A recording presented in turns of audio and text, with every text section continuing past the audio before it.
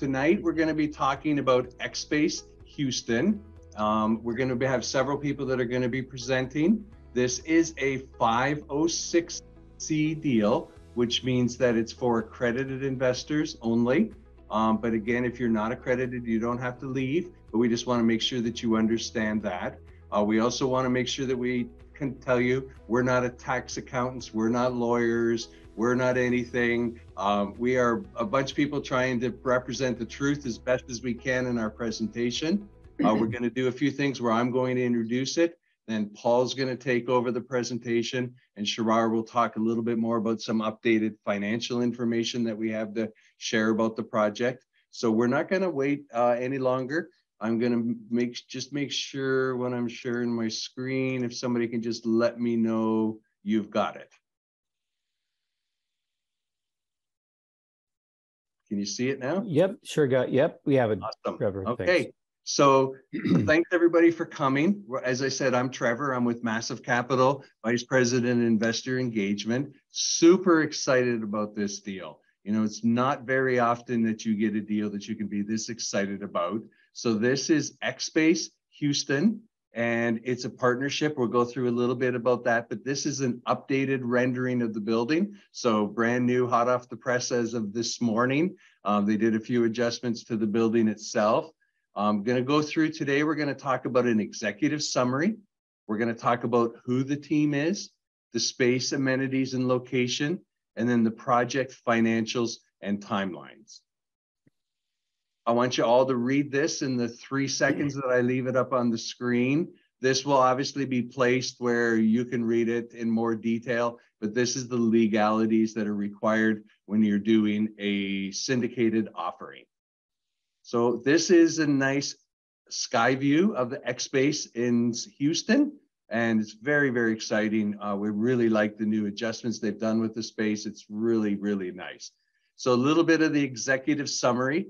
XSpace is a very unique place. It's a place where it's a combination of industrial warehouse, storage, and different things. So at this point, I'm going to turn it over to Paul, but I want to tell a little bit about how this came to be. So Paul was actually one of the first purchasers. So XSpace is condominium sites within the particular storage. Paul was one of the very first tenants in Austin. We actually have a great video that I've shared on a few sources, and we'll share out with our email update about the Austin facility. So he's someone who bought condos in the unit and then brought this deal to Massive Capital. We partnered up with Paul and with XSpace. So without further ado, I'm going to turn it over to Paul. And oh, sorry, at the end, we're going to have plenty of time for Q&A, but you can also put Q&A in the chat in case you're worried you're going to forget about it, and we will make sure that we get everything. So I'm going to leave it up to you to take over, Paul. Hey, thanks, Trevor. Pretty appreciate it, and thanks for all your work. And thank you, everyone, for coming tonight. I know some of you are repeat flyers here and on this project, and happy to talk to you more about this project. We're obviously very excited about it. It's not your typical multifamily, and it's pretty much another asset class. And so this whole project, this whole facility started out as a storage space, actually in Australia. That company built a bunch of these storage facilities in Australia, and they called them flex space. And the reason was because they started to get the units bigger and bigger.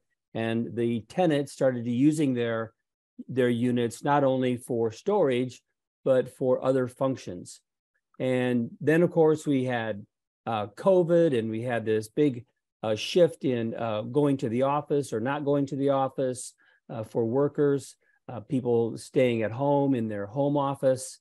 And then the whole combination of how all that is jiving together in the new market. So this facility then grew, and people started to using their facility, their units, for other things. They put a TV in, put a couch and a chair, and pretty soon they've got more than a couch and a chair, and pretty soon they're outfitting their units for whatever they would like to use them for.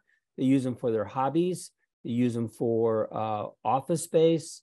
They use them for whatever else they would like to use them, man cave, she cave, all that kind of a thing. And then, of course, what happened is that people started to coming out of their units and talking to other unit owners. And so then a community was kind of formed. And when the community got together, they started seeing what other people were doing in their units. And then it really grew a big camaraderie with everyone. So there is a facility in Austin currently, and that's been up and running for about a year or so. And that one is just about all sold out. I think there may be just a couple of spaces left. And they had 106 units in the Austin facility. That's been very successful. And so now the company has taken this concept to Houston. And so maybe we'll go on to the next slide here, Trevor, and we'll talk about the Houston site and things like that. Here's the team that we're talking about. XSpace is the owner group that originally started the facility and the concept. PSC Properties is our company, and then Massive Capital, you all know, is the other partner in this group. Sorry. So just a minute here about XSpace, Byron Smith, Howard Ecker, Lyle Sendlin. These are the owners and the brains behind XSpace as it originally started. Byron grew up in Australia, and his family had a real estate company, and they started the whole concept. Howard Ecker is a pretty well-known business executive in Chicago, and he got together with everyone, and he is the chairman of the board of the organization. Lyle has come along, and he has been great, has a lot of experience in development, planning, construction, and so he's helped design it and help put it together with all the function of both XSpace Austin and Houston. This is our team, myself and my son Ryan and my daughter Lacey, and we form PSC Properties, and we have some diversified projects out there that you can see on the right side. And this is the Massive Capital team with Sanjay Schreier and Mike Bailey, and of course, all the team that they are constructing, putting together. They're growing a lot in the last year and a half, and they're doing a phenomenal job in putting together a team of phenomenal people that are doing real estate purchases and management. This company has been phenomenal to work with, and the three principals are there on the left. So this is the space of XSpace Houston. Again, I just want to say a word about diversification and why we would get into this kind of a asset class in the first place. And the reason is diversification. You know, we all have a lot of maybe multifamily or townhomes or a single family maybe in our portfolios, but this is a space and a asset class that is unique, and we feel that it's going to really take off over the entire United States as we go into different cities and they see how this space can be used. So we're very excited about this, and we think that you would like something like this in your portfolio as well. So again, it's more of a putting together of your home office, your business office, your hobby office or hobby space, and even storage. People do use it for storage itself. So we do not like to say that this is office. And you all know that traditional business office right now, those buildings are having some vacancies. And this is not an office in and of itself. So we don't want to say that we're constructing a new office, but again, it's used for all kinds of ways, all kinds of functions that everybody uses it. And so that's where the flexibility and control come about. I like those two words for this asset class, flexibility and control, and that's how it got the name XSpace. This is the designer that put the XSpace Houston designed together. Pretty famous guy, Francisco Gonzalez Pulido, out of Mexico, and he has been very. He has won awards actually for a lot of his designs. This is a baseball park in Mexico City on the upper left. He designed the Bangkok, Thailand airport. These are two buildings in Las Vegas that he has designed.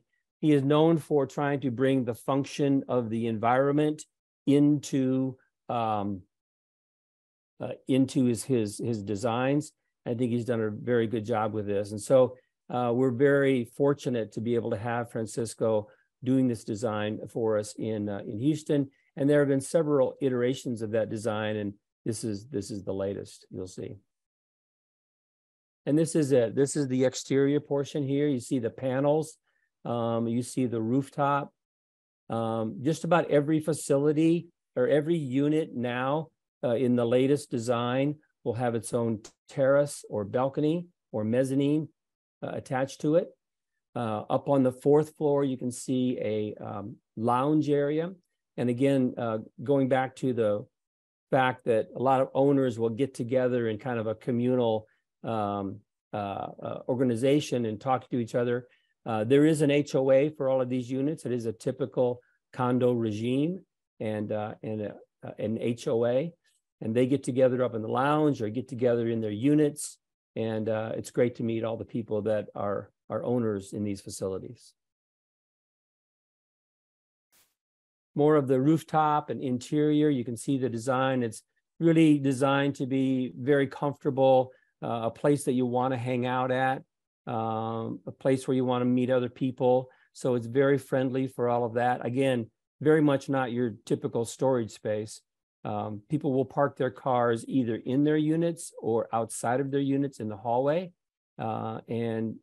This has been very popular with a lot of car enthusiasts, people who like to store their cars here and talk about their cars and get together with other car enthusiasts.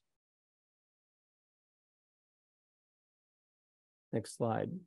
And so these are actual pictures of actual units in the Austin facility. And you can see how people are fitting them out and what they do there. You can see it's more of a very comfortable space. They obviously have all the flexibility to make the space theirs, how they want to use it, function the way they do. I think this person on the lower left, I think they actually rent out their unit for events. And you can see it's a very comfortable space. You can see the mezzanines and how that looks there with the stairs. And the mezzanine will give you another quite a bit of square footage. You can go a third or a half of the way of the distance, and that works great. A lot of people will have a comfortable area on the first floor and then have an office type space on the second floor mezzanine. And you can also see in this picture in the center the garage doors, and these are clear glass. A lot of people just leave them that way and kind of have an open feel to it. Other people, if they want more privacy, will frost those glass doors. And then other people, there are other doors on other levels that are not glass and just a traditional garage door. These are some of the unit types in Houston, and you'll see that they're pretty unique and have unique spaces, unique areas. And I think on one of the slides, it says how some of these units are around 400 square feet to up to 2,000 to 3,000 square feet if you want. You can see here as well, there are some blue little lines, and those blue lines are kind of where the windows are. Again, this is pretty conceptual at this point still. I think there are some units still on the interior that may not have windows if you want to use your unit that way. But a lot of the other units, of course, are very popular with the windows. And just a first floor plan. Again, this is a little bit preliminary. This is where people park their cars. They come in the lower level and park right next to their unit or park into their unit. And that's the configuration on the first floor. Second floor and third floor are pretty similar. What's unique about this is that they've eliminated the parking ramp that they have in the Austin facility. And now here in the Houston facility, they're having car lifts on either side. And so you will go into the car lift, bring your car up the second or third level and come in that way. It made the design very, very efficient and took out a lot of dead space. And third level, the same, and then pretty much, and then you can drive. There's going to be enough of a hallway in the middle to have a 3-car lane that you can park your cars and then drive in the middle lane. And then the fourth level, it does not have cars on it. And this one has more units in the center portion. Again, a lot of these units, I've been told the way the design is coming out, that a lot of them will have their own mezzanines and terraces. The location of this space in Houston just could not be better. This is on Old Katy Road in Houston. If some of you are familiar with that area, in the Houston Design District, not too far from the downtown Houston and not that far from the Hobby Airport. The units are 20 feet from floor to ceiling, and they are fully air conditioned and ventilated, and you can pretty much drive up to all of your units. Somebody asked me the other day, well, why would you have this kind of a unit versus a space downtown? Well, first of all, it's probably cheaper to do it this way. And secondly, you can drive your car right up to your unit. And so that's obviously getting the parking as opposed to paying parking downtown. And these facilities are not typically built in the downtown areas. So we'll talk a little bit about the project itself and from some of the financials. And here I think probably we'll let Schreier talk a little bit about this, and we have some updated financials as well. Paul, thank you. Thank you. Let me go back 2 slides, if that's okay, with that location, then we'll bring it back out here. Okay, so let's put the engineering hat on it. So one of the cool thing is the space and the density and the technical rules and regulations. On the east side, we have one of the most expensive, and this is located one of the most expensive neighborhoods or zip codes with the highest median income. And the interesting part is if you think about a new construction on the multifamily side and or the office side, we always have the parking lot issue. Given the new rules and regulations, you need a lot of space to build 80 units. If I have 80 units apartments, I need a lot more parking spots. And or if I have 80 units in an office or condo, I need more parking spots. Now, this is a flex space design where you park your car.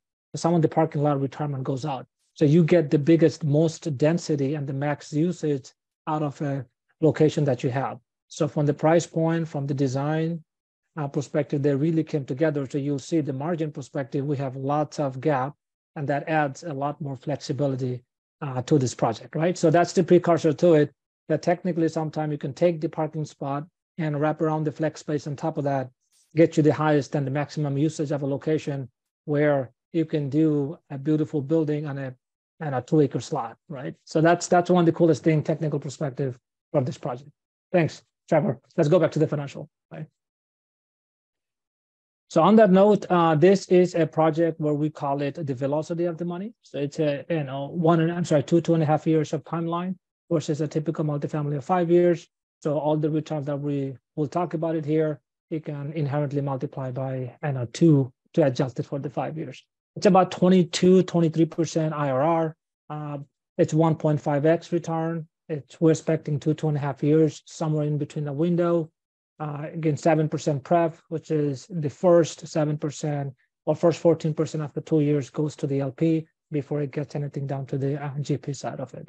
It's a 506C, so minimum investment is 50 grand, and it's a LP GP split 50-50 because based on the recourse and the design and the loan and the technical, that the GP team has a lot in it as of now. So typically this kind of a project, commercial project, not multifamily, that's a pretty conventional structure.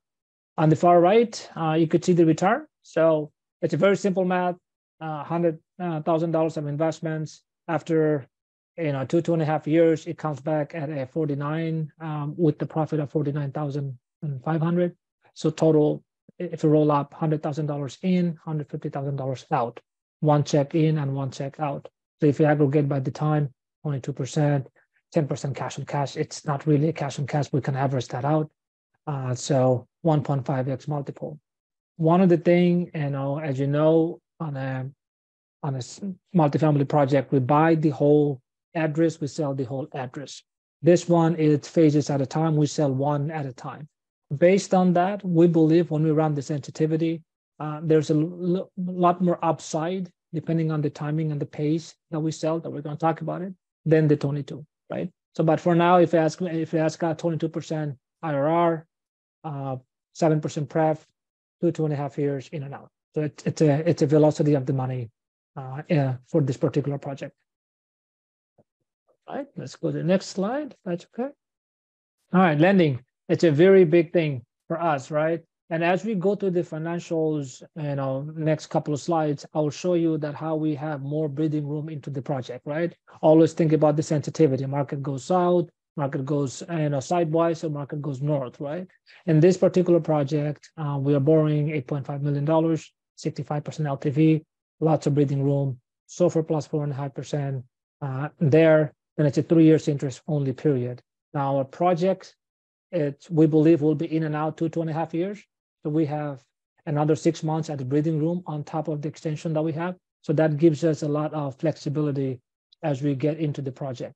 The lender asked us almost $500,000 of reserve, but we kind of baked that in as we kind of go and went into the project. So on that note, it's the project has lots of breathing room here, lots of runway as we baked into the project. Right. Let's go to the slide after. That's okay. Thank you. So we are in May. On the top left, we are planning on closing the land and getting the construction loan as a part of this project right around July, August timeframe. The plans already been submitted into the city. They already reviewed that. Right now, we're just getting the last leg of the permitting. So by the time the land closes, in about less than, I would say, looks like 60 to 90 days, we'll break ground. So it's going to happen pretty soon. We are able to time it very close, so it happens back to back. Going back, the risk on the entitlement is almost out. There's no risk right now. So we're just going through the process, getting the approval process. So site prep and the construction, as you see, Q4 2023, all the way down to the Q4 2024. It's a 1 year. During the same time, we're also going to do pre-construction sales.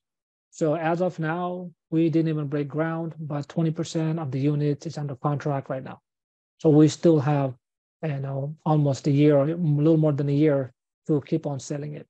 And then if you look at the Q1 2025, oh, that was a typo, sorry, Q1 2025 and Q2 2025, that's the post-construction sales. And then we also have 2 quarters or 1 quarter of additional time as a buffer. Again, one thing to remember, this is the take 2 of the project that we have done in Austin. In Austin, the 70% of the units were sold before we had the certificate of occupancy. In this particular model, we assumed that 70% will be sold after the occupancy. So we added some breathing room. Someone may ask why. We believe, hey, market is going through emotional cycle.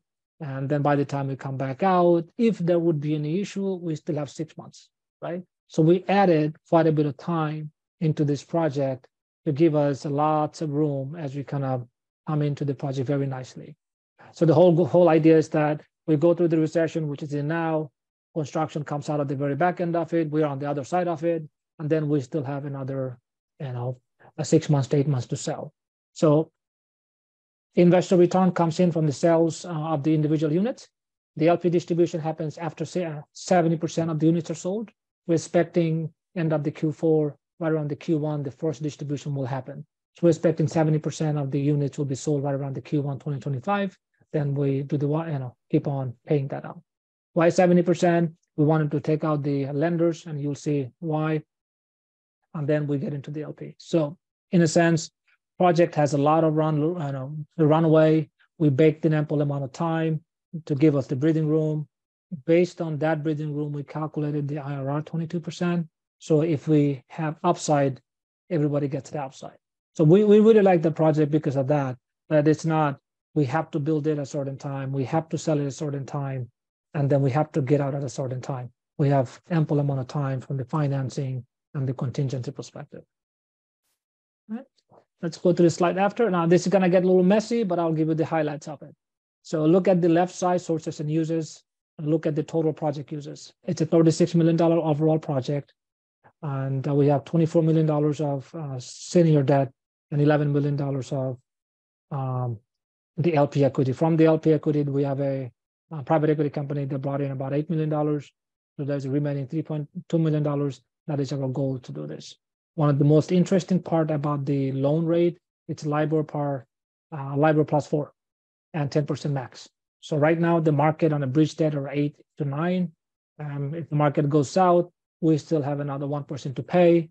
So we're gonna max out 11, and then we'll do the construction of it. As you know, our Feds did not raise the, coming up next month, we expect not to have any raise, and then Q4 onwards, it should go down. So in other way, not only we capped out at 10%, but also if it goes down, we have a spread that potential, cost savings that's going to bake into the project. As of now, that's what we assume.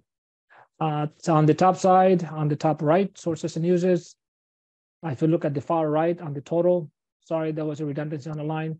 The soft land purchase and the soft cost and all the entitlement costs, it's about $11 million, and $24 million is the hard, that's the hard cost. Total cost is $36 million. And if you look at the bottom side, at the bottom right, revenue analysis, our cost is $322 per square foot. This is sellable, not gross, which is how many units you're selling. And then, look at the sale price is around 500. Then we ran a sensitivity on it, and our expenses are $482. All in all, $160 a square foot. That's almost 50% margin based on the cost that we have. So that $500 per square foot, that's a lot of debate that we went through. In the Austin project that we have closed, it's about $400 to $475. And also from there, we had a lot of learnings, a lot of inefficiencies that we have learned that was baked into the project. So we believe we'll comfortably hit that 500. And I believe one of the units right now, we have it under contract for 625. So we feel comfortable with the data point that we have. And so again, you could see we have flexibility in terms of time. We have flexibility in terms of a loan rate. We have flexibility in terms of pricing. And then we calculated on the conservative side 22 IRR. So this project has a very good downside protection, and we have parked ourselves in a good way where the market goes on the better side. We'll enjoy a decent amount of windfall on top of that 22% that we have. So that was a lot of numbers. So Trevor, back to you. If you guys have any questions, I'm open. And there was a couple of typos, sorry, and I will go back and adjust it before we update the deck as you go.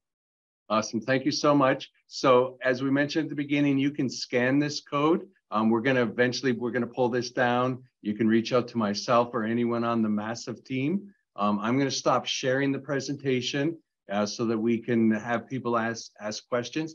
I've answered most of the questions in the chat, but if you think I didn't give you a clear enough answer, you can re-put it in the chat, or if you feel comfortable, feel free to unmute yourself and ask the question.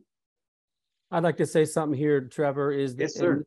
And the fact is, and a lot of you have already done this, but this is one of those asset classes that you probably have to see and look at and get a feel for. These are great, pretty pictures and all, but when you actually visit the facility in Austin, you'll see how people are using their units. So please reach out. We'll be happy to give you any more tours if we need to, if you're going to be in town, and we'll show you what the space looks like firsthand. Well, interesting, you say that, right? This is on top of that. If you think about it, some of those projects that we're trying to bring out here, those are not, you can typically find it, right? On an investor perspective, we get B's and C's and A's and new construction. Projects like this, those are PE grade, institutional grade. They don't really come on the market where we get to go play, right? But when we saw this project, when we saw the quality, when we saw Byron, we had a good hangout. And with the relationship with Paul, this is one of those interesting projects you can talk about all day long, right? So I have done it. This is one of that. So think about from and the availability of investment opportunities like this kind of project as well. Yeah, the investment, it's a very cool project. We always say that word cool, but it's very interesting. It is beautiful. It's in a phenomenal location. And besides all of that, it gives out phenomenal returns. So this is kind of a win-win-win-win kind of a project. And we're very happy to present it to you. Hey, you can tell Paul owns units there. And he bought two, by the way, not one. So there is Trevor, Yes. there's a couple of this is Candace from the Massive team. There's a couple of questions up in the chat. If you didn't have a chance to roll up through them, I know someone by the name of A had put something in there. I put answers on those, but I can do them again. And somebody asked, where are we in city approval? Do we have any? I can talk about it. Yes. So we are on the very end of the city process. So we had the initial feedback, went through the redlining, went to the finalization. Right now, we're just waiting for them to bless this design and stamp it. And we are fine tuning a little bit more inside. That's about it. So the de-risking of the land is out of the picture as of now. So thank you. Good question. Hello. And if I didn't answer all the other questions, please re-ask them or put them in the chat. I tried to answer them all. Yes, sir, Louis. Go ahead. Hey, how are you? Good afternoon. Thank you for putting this together. I had a question in regards to the 50-50 split. I didn't get to understand that part. How does that work? So after paying out the senior debt and the profit that we have, and the GP team and the LP team will split 50-50. After the IRR is returned. That's correct. After the 20% IRR, then it goes to what's called a waterfall, and that waterfall is a 50-50 split. After that, you of course get your pref first. That's at NA number one, that's 7% pref, and then you get the 22% IRR, and then after that is when there's a 50-50 split. Okay, thank you. And then for those that don't understand the pref payment, what that means is, let's say everything goes bad and we only make 7% of our money. You get paid 7% on your money. We won't make any money on this deal. So it's a way for us to put the investor, you get the first 7% of all cash coming out of the deal, or sorry, you get 7% on your money. So you get paid first. So any early distributions, chances are the partners won't be getting distributions. Ours will really come when you're all caught up. And then ours comes on the share of the 50%, which is left. And there was a question earlier about risk and things. So all of the partners, again, they sign all of the bank loans. They're responsible for all of the debt. Investors themselves have no responsibility other than, to be clear, your money, if this whole thing again blew up, the only thing that you are risking is your investment. None of us believe that it will blow up because we're all putting our own money in it as well. We've got a lot of expenses up front, but I want to make sure that it's clear. Investors, limited partner investors, are protected from anything that goes wrong, but your initial investment is at risk. It'll be described in the PPM, but again, you get paid first before we get paid until you at least get a 7% return on your money. So we won't make anything to you, at least achieve that.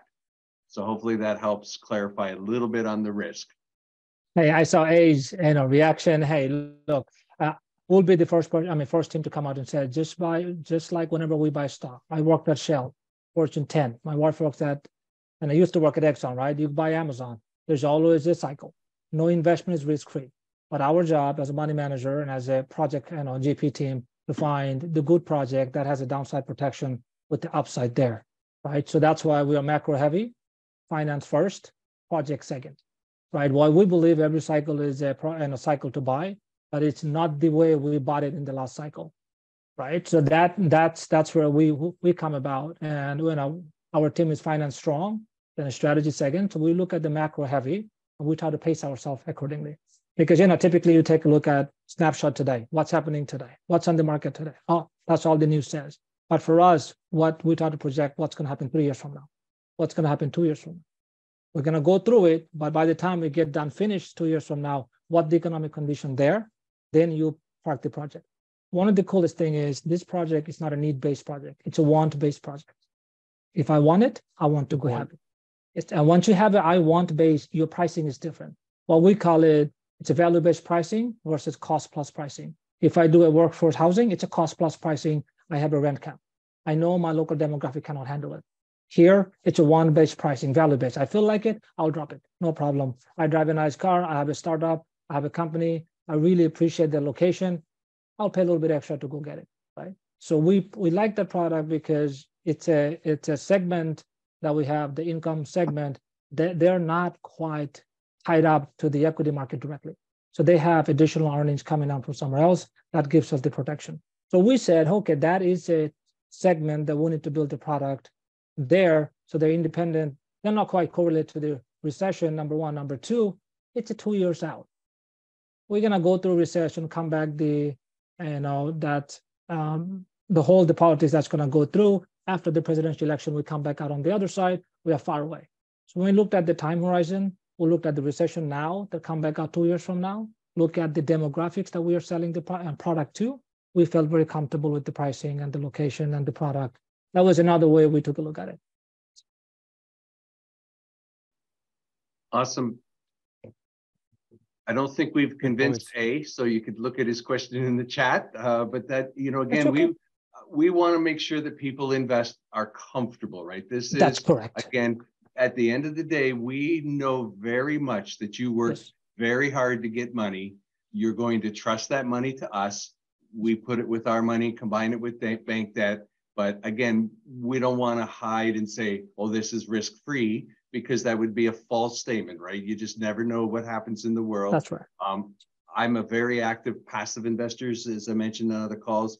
I've invested in 21 deals as a passive investor, 6 as an active. I'm invested in a couple of Paul's deals before we partnered together in a medical center. So anyways, again, we want you to feel comfortable with your risk. That is the most important thing. Also, we're not heavy on sales, but I do want to say we've had tremendous interest in this project. We expect within the next week that we will fully fund the portion that we are raising. So, don't delay, don't think you've got time, because this is the first money gets in the bank. And once we raise our $3.2 million, our offering is closed. Very rare in this environment, even in a high interest environment. We shared that, we could be paying 10% on our money, and this thing still produces a 22.8% IRR, internal rate of return on your money, 1.5 times on your money in 2.5 years at the longest. That's pretty good. So, on that note, you buy when the cycle is bad, and this is the market share play. And if a project pans out at a 10% interest rate, market is not going any worse, it's going better. It's a finance arbitrage. Case in point, not everybody will get it, right? It takes a certain expertise, certain background, certain experience to get to that point. When we look at this project, we underwrote it at a 10%. At a 10%, and then 22%. Wait till 2 years, when the rate drops, we add more to it, right? So that's the whole point. When you take a look at a team, you take a look at their background, not the corporate background, within the corporate background, exactly what they have done and how they look at the world, their finance experience, their project experience, and then you take a look at it. So I personally like this project because of the segment that we're going after. Plus, it's a value-based pricing, and this is way past the recession. And you go, right? Oh, by the way, office space, fantastic place to buy. So on a conventional thing, office is a bad thing, but it's the right location. Office is the best time to buy. Don't buy the season B. Buy the best location you can find for the office space. You'll get 50 cents out of $1. I walked one today. Back to you.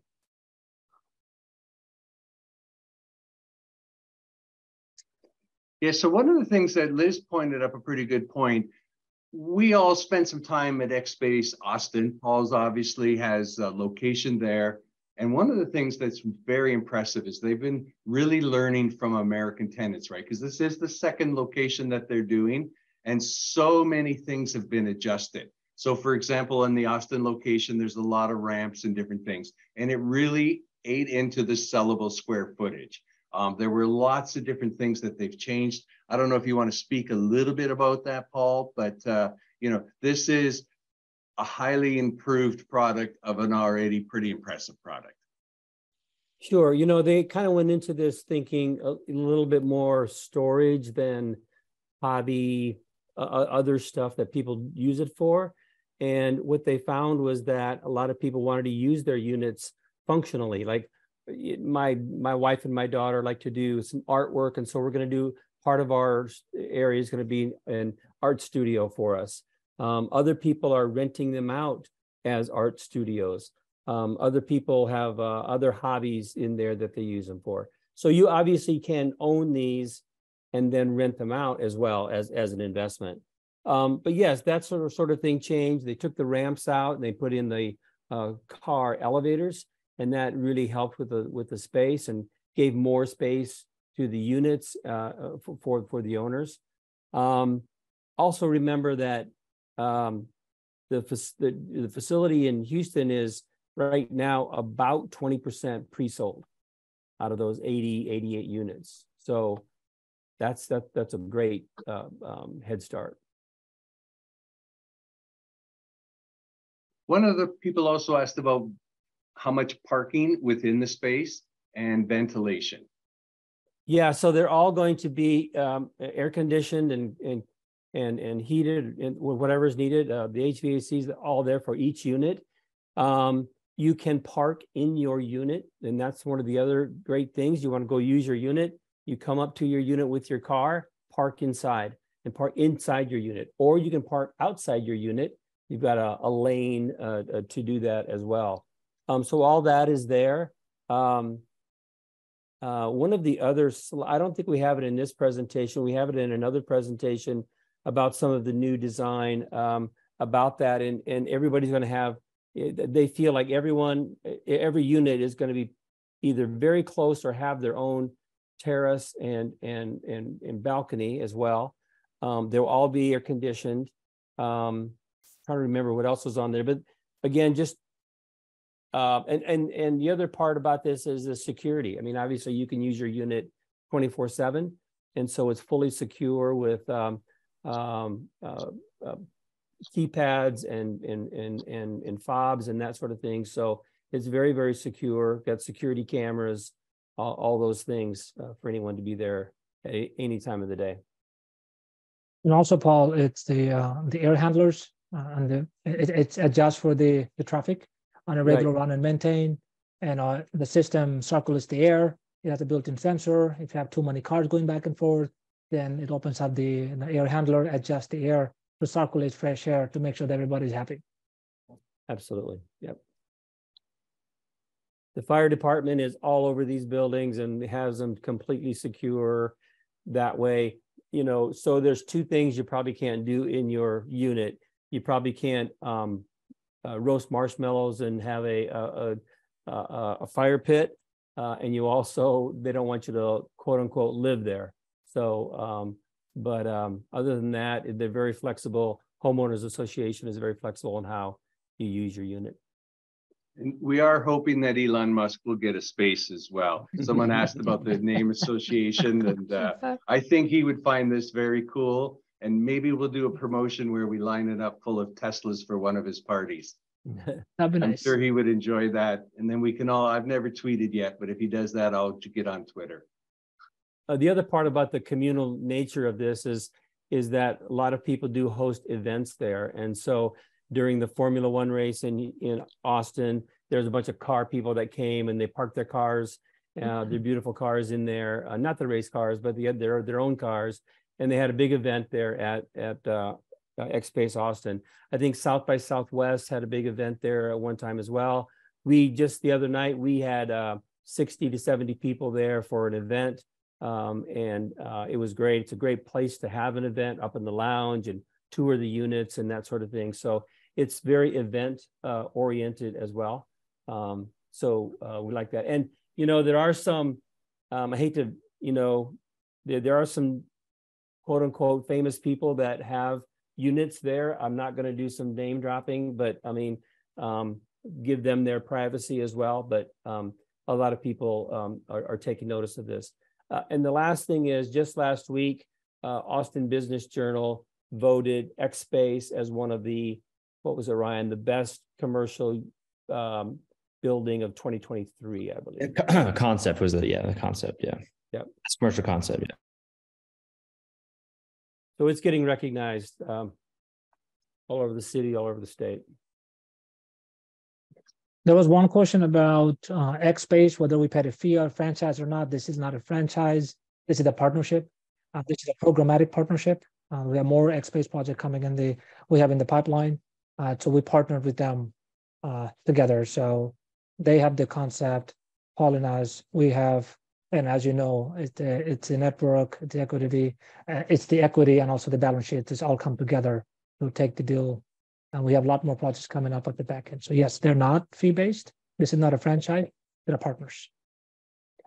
And they do, through the homeowners association or the condo association, they do have a management company, and that's how use of spaces are booked. So for example, we had a party there last week. We contact the management company, make sure the space was available, and then they help us with different arrangements as needed.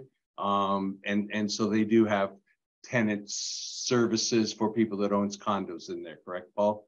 Correct. Yep. And I just got the notice today asking me if I want to be on the board.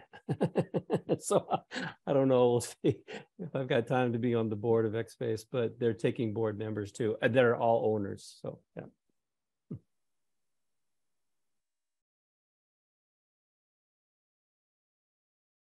Any more questions on the financials and how that works? You know, this is you do the same thing with the development project of like a townhome development project. So you're selling individual units and your money comes back as you sell them, not as you rent them for like a typical multifamily. So that's part of that. And, I think it's pretty generous on the owner's part to be, as soon as there's about 70% ownership, we just have 50% more to go from our 20%, and distributions will be given back. So. Do you have the videos from the last XSpace meeting or the event that we had this week? They are being edited right now, I think. Nice. But nice. And I did put a link just to the facility in Austin that Paul's new soon-to-be son-in-law did a recording of the space there. So our video from our parties will be coming out. If I missed you, because this is awesome, by the way, we love questions. So I want to make sure that nobody feels like, oh man, we love questions. Again, I want to reiterate, you worked hard for your money and you want to give it to people that respect your money, answer your questions. So that's really good. I think we got them all. I know, Anastasia, we've sort of texting and you're chatting here. I'm Austin based. So if you want to see the Austin facility, Ryan and Paul, sometimes he lives in different places, but we could make an arrangement to give you a tour. We're trying to do it in groups of people versus one-off, but it is possible to do do that. We did our event. We got everybody in that was on the wait list, but again, we can do another event. We're trying to do tours in groups, but if someone is serious and really interested, we will make it happen. Seeing it is believing it. I mean, it's quite unique. And I know we have a few people that are on the call that came to our event, enjoyed it, and are joining the call tonight. So it's nice to see a couple of you here. We thank you for coming.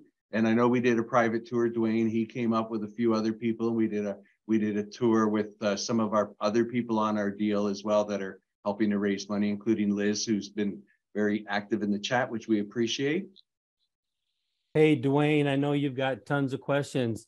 Let's hear them. This is your opportunity to ask everybody questions. So if you've got any more, I know you've asked, I hope you've answered a bunch of them. So, but I think you guys did a pretty good job answering in the updated deck for some of my major questions. And then also you asked, sure, you answered the city approval process in the chat too. So I feel pretty good. That's good. Dwayne's got a lot of great questions. Carlos, go ahead, unmute yourself. Hey, thank you guys. It was nice being at the event the other night. The question is, right, you guys going to come to San Antonio, and is it going to change, right, the qualification requirements? Because that's one of the things that keeps me from being able to invest in this. Yeah, and so unfortunately, this is a 506c deal only available to accredited investors, and that's not controlled by us; it's controlled by the SEC. And so unfortunately, that's not available for this investment. Massive Capital has 506b deals, but to make sure I explain, we have to have a previous existing relationship. So if you have a relationship with one of us on the Massive team, you're looking to invest, obviously it's not as cool and sexy as XSpace maybe, but you know, we have a variety of investments that we're working on right now that we try to have several different types of options for people to invest. Trevor, everything is cool and sexy. Come on now, it's all about the return and the risk, right? Whatever. this is a nice shiny one. It makes you feel good when you drive it, but hey, it's all about the margin. As investors, whatever the return is, right? But yeah, on that note, one thing to remember though, it's for us, what we call it on the Massive Capital side of it, we always have projects. As of now, we always try to be active, and we look at the market. We find better risk-adjusted returns. By looking at it a little bit slightly differently, we have, I would say, comfortable to say we have a little bit more contrarian view of the world, what you see versus what's going to happen 3 years from now. We try to make a balance out of that. So if you're 506B, sorry for this one, but our heart is with you. Please get a hold of us. So we're also learning from some of the feedbacks. So for all the projects coming up in the future, we'll have a ways to make sure that we open up the opportunities for everybody. One of the learnings that we had on a 506B, you kind of sort of, don't have the time to talk to 506C. On a 506C, we miss out the 506Bs. And the way we believe is that everybody should have real estate in the portfolio. So we try to be technical about it, and we mix and match 506B and C together. So if you're a B, please connect with one of us. We have the relationships. Let's build that relationship. So when the next project comes in, it goes pretty fast. And typically 506Bs goes pretty quick. So just sign up, talk to us, and we kind of go from there. Very good question. From some of the questions, some people might not be familiar with a typical development deal.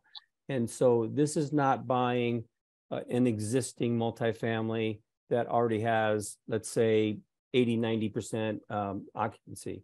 So this is a development situation. So we start out, we develop it all, we get all the entitlements to the land. That takes a while. A lot of development in the central Texas or anywhere in Texas will take you 1 to 2 years.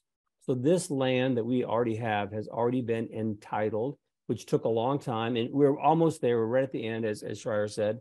But we that is a big part of it. That's kind of always considered phase one of a development deal. Phase two would be the horizontal, putting in streets and those kind of things. We don't have streets here to put in. We just have a parking lot and the building. And then the vertical is obviously building the building itself. But the thing about this is that typical multifamily, that development deal will take about 5 years to kind of put together, get the horizontal, get the vertical, get the occupancy for you to get your accrued distributions back to you. This is only a 2 to 2.5 year deal. So Schreier talked about the velocity of the money earlier. This is as good as it gets. I mean, this is a great turnaround of your money in just 2 to 2.5 years. So that part alone is great. So that's part of that development and how that comes together. And that's what this is. And then it's the selling of these condos that then brings back your money.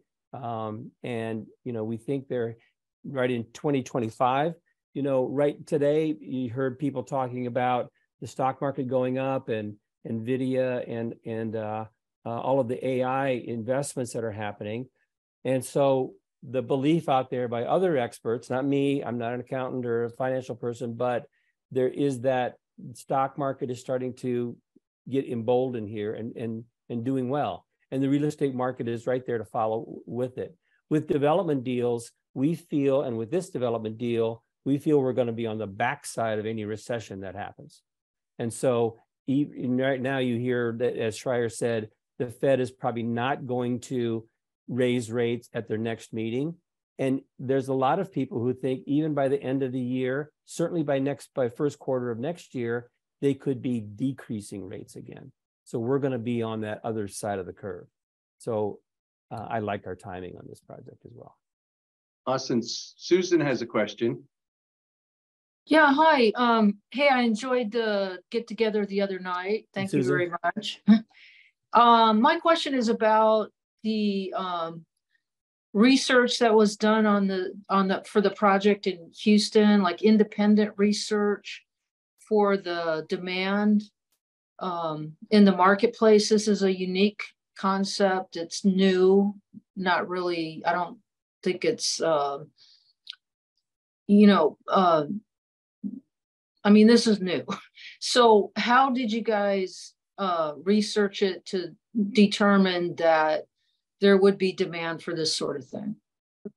Well, I can take it. Well, go ahead. And you can, yeah. So a couple of things, right? It is new towards the typical channel that we hang out with, right? The multifamily investors, to them. But on the market perspective, that flex, the storage for the cars, there is a model exists. If you look at garages of Texas, so that asset class exists. They have about 7 or 8 locations already, 14 across the state of Texas. But those are, to us, it's a class B cost plus model, and this is the true premium model. So you took that model and really amplified, made it a really nice design, nice location. We took asset class that exists, and they can really turn up the notch and made a class A category. So from that perspective, that asset class has been here for a little bit, give or take 3 to 5 years or so. They evolved from the self-storage, but now we are talking more about it in this. On that note, this is their second project. There's 4 more in the pipeline, and the other competition, another large vendor, they play in that area, but they're like much lower grade per se. They have more than 12 units, and they have more coming up in Houston. So the number one is that asset category exists. On the second thing, from the research perspective, what we had in the data point is the location, and it's the earning part of the demographics, and the folks that drive cars in that mental model, right? So that's why you pick the most expensive neighborhood in the highly desirable area. So market studies show that this is the highest median income, close to Galleria, close to I-10. So it's a little bit far away from downtown. So if someone wants to take their car to the office, but they want to hang out by themselves in a very cool location, and this location right next to Aston Martin, which is right next to Mercedes-Benz. The Benz location has a helipad, and that's the Aston Martin building, the only Aston Martin building that you have in Houston. So location really checked out from that perspective. So demographic data, independent study, then how many people live in the location, and the earning power, it all baked into the number that we have. And Austin was 100, I think, a little over 100 units, 102 units or so. This is 88 units. So we felt like we have decent amount of learning from the Austin to right size the property here in Houston. I believe there are 1 more location coming up in Houston, in Woodlands area, right after this one. Right. Yep. Thank you. Yeah. So we've taken an hour of your time. We hope that you learned a lot. For those of you that came back, thank you. So this is a unique proposition. It is a unique thing. This is the first time we've done it. We hope to do a lot more of these. And I'll be honest, our presentation got better because of your questions. So please keep them coming. I put my contact in the chat. Liz has put her contact in the chat. Candace has put her contact in the chat. We have a couple of other people on our team. I've already started texting with some people that are going to be in Houston and be in Austin. So this is awesome. If you can't tell, we're excited.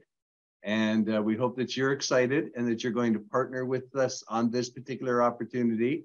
As I mentioned before, this is going to fill up pretty quickly. We're very bullish that we're going to be fully subscribed pretty soon. So you will get a recording of this. And then there'll be links in there where you can go and get access, and we'll update a couple of the typos and our math on the unit numbers. and re-upload that to Schreier. He works all night. I work in the morning. So he goes to bed at 2 and I wake up at 4. And it's a great synergy. So hey, you text me at 4 a.m., you got to reply back at 2 a.m. Yeah. And so any other questions before we let everybody get back to their families tonight? Again, thank you very much. We're all excited. Those of you that have not been following Massive Capital, we do a webinar every Wednesday night. We always an educational type webinar. Last night we did our first happy hour in networking. It was a lot of fun. And so we're super excited. Thank you, Paul, as always. I know you just landed in an airplane and raced over to your other location to get on this call. We really appreciate that. And Ryan, always the support. And anyone else, any other questions, parting words? Please reach out to anybody on the chat there. That everybody's got their information up there. Real easy to get a hold of us. Any one of us. Thank you, Candace and Liz and all you other people out there. You're doing a phenomenal job. Thank you so much. You too. Thanks, guys. Good job tonight. Sorry, my camera is not working. Good. Yeah, to see thanks. Thanks, everybody. Great seeing everybody. On that note, I would say anybody in Houston, swing by. You look at the Aston Martin building. It's a pretty cool building. So drive by. Thank you. Thanks, Trevor. Appreciate it. Awesome. Thanks, everybody. You have a great night. Thank you. Thank you so much for joining.